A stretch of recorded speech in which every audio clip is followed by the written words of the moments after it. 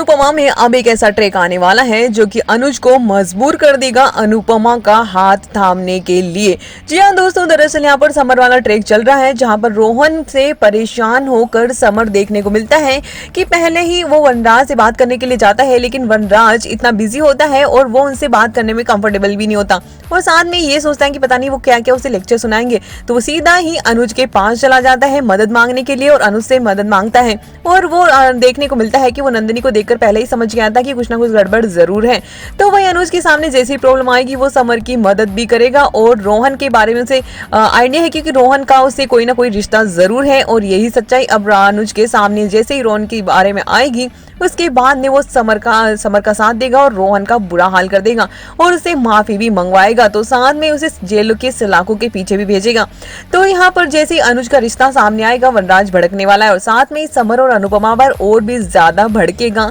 कि तुम लोगों के लिए अनुज आज इतना प्यारा हो गया और समर पर तो इतना भड़केगा कि तुम्हारे बाप से पहले किसी और को जानने का हक कैसे हो सकता है तुम्हारी पर्सनल लाइफ के बारे में, और उस पर बुरी तरह से भड़कते नजर आएगा। यहाँ तक कि अनुपमा पर भी लांछन लगा देगा और कहेगा तो क्या आज तुम्हारे एक्स पति से ज्यादा तुम्हारा दोस्त तुम्हारे लिए ज्यादा मायने रखता है, वो ज्यादा तुम्हारे करीब हो गया और अनुपमा के साथ में भी बदतमीजी कर बैठेगा। अब तक उसने कंट्रोल कर रखा था बाकी की वजह से, लेकिन अब साथ भी देखा जब वो औरतें मोहल्ले के उसके खिलाफ बोलने आएगी, लेकिन यहाँ पर उसका समर के लिए गुस्सा फूटेगा अनुपमा पर और अनुपमा पर बहुत ही लांछन लगाते नजर आएगा। जिसके बाद ने अनुज ठान लेगा कि वो अब अनुपमा को दुखी नहीं देख सकता है और उसके बाद में उसका हाथ थाम लेगा। दोस्तों इस बार अनुज चुप नहीं बैठने वाला है और अनुज का रौद्र रूप देखने को मिलेगा इस बार जब अनुपमा पर लांछन के बाद लांछन वनराज लगाते नजर आएगा। यहाँ तक कि अनुपमा के ऊपर हाथ भी उठाने की कोशिश करेगा और यही अनुज से बर्दाश्त नहीं होने वाला है